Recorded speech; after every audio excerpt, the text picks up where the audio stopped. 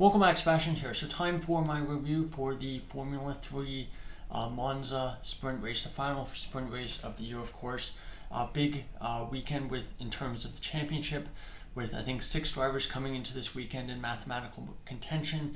A few of those drivers got eliminated today, but we still have it all to play for tomorrow in the F3 feature race. So for the sprint race, Tramnich started on pole, Beganovic started second. Of course, this was the final weekend of the championship, like I just mentioned, and the top 3 in the championship all starting outside of the top 10. So Browning starting 17th, Fornaroli 16th, and Mini down in 14th. Mansell comes on the radio towards the end of the formation lap, saying that he was stuck in 3rd gear. He did the traditional signal of basically waving to the marshal, saying he has a problem, and this prompted a second formation lap, which would force him to start from the pit lane, joining Kasper Stuka. Into Pruvacek, if we needed even more drama, he also kind of looked like he got stuck, but he was able to recover the car and was able to get going. When we did eventually get going, Tramnich kept the lead, but Sebastian Montoya, really good start from him, and he was up to P2. Lap 2, Doshkin has a massive lockup, is forced to take the escape road at turn 1, and he loses several positions there. Into Pruvacek also losing positions, and the safety car is out because Noah Leon and Nikita Bedrin are out at turn 1 and 2.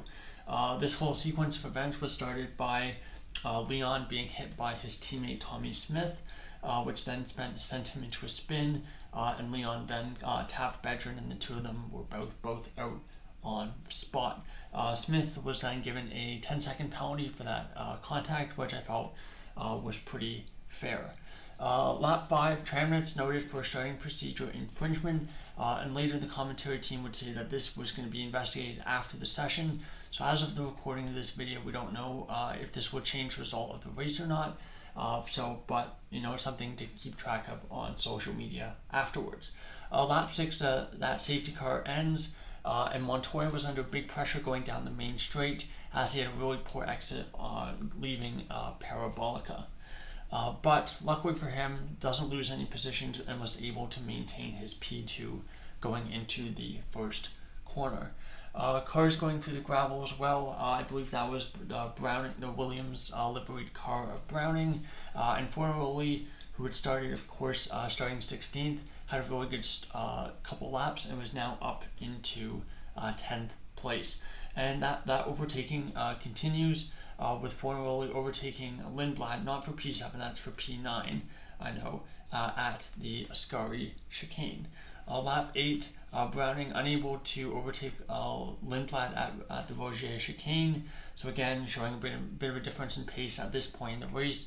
Fornaroli with really strong pace, overtaking cars with relative ease, but for Browning a bit more of a struggle. Let's see, where are we? Lap 9, Ramos overtakes Montoya for P2, and Fornaroli overtakes Stenchorn for P8. So the Tridents running very well at their home Grand Prix, or I guess the other home weekend.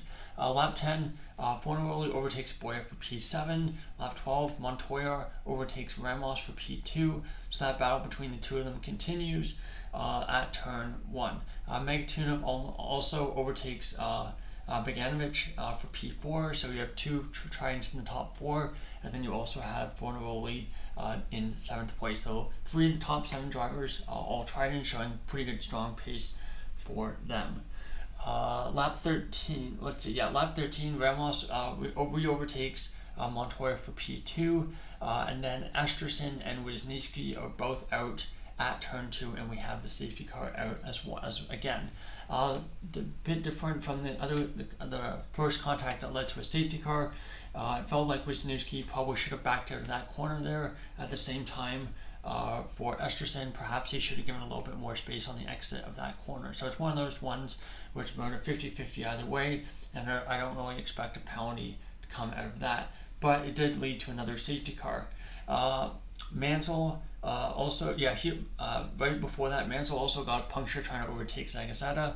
So what had been a pretty rough weekend for the guy, 6th place in the championship, the biggest outsider in terms of mathematical probabilities.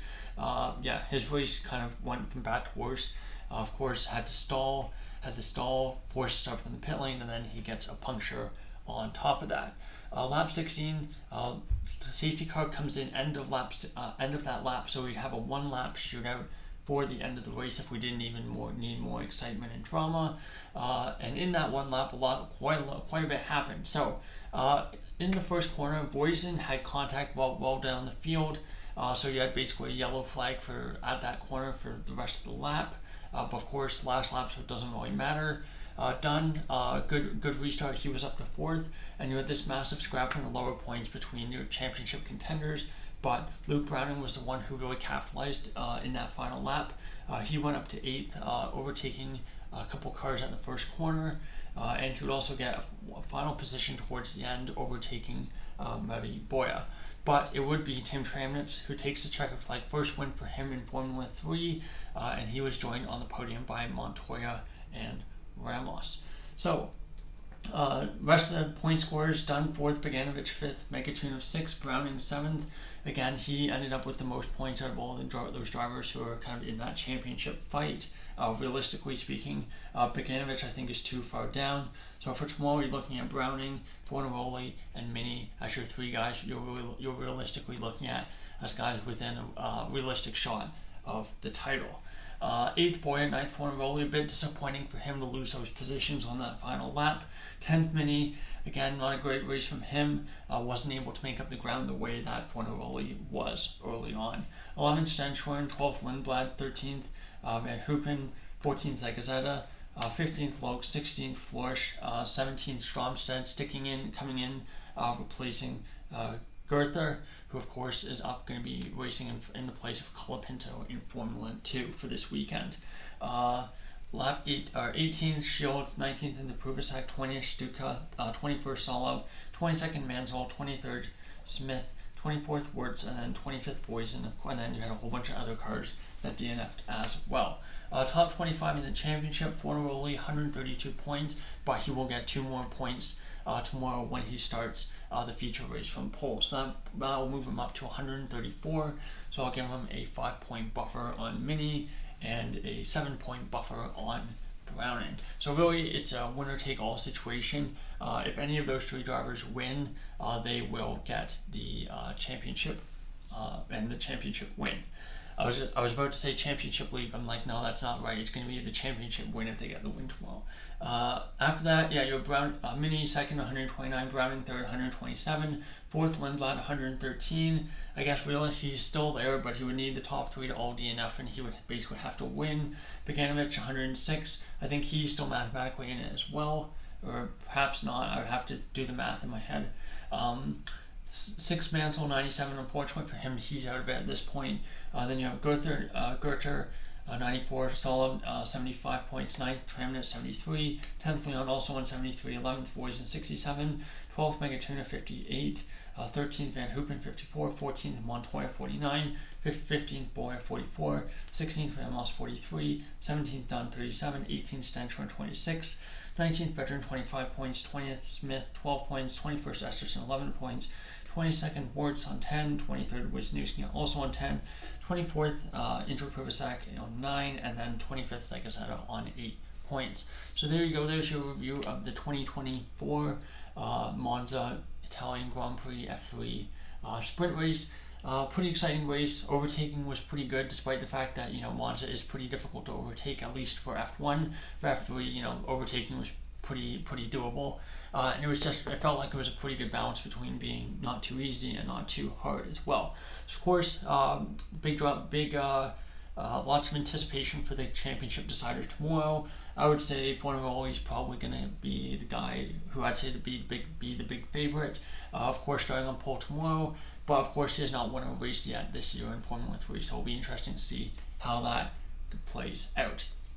Of course, the other big news that came out just before the F3 race started is that Kimi Antonelli has been announced as a F1 driver for next year, driving for Mercedes.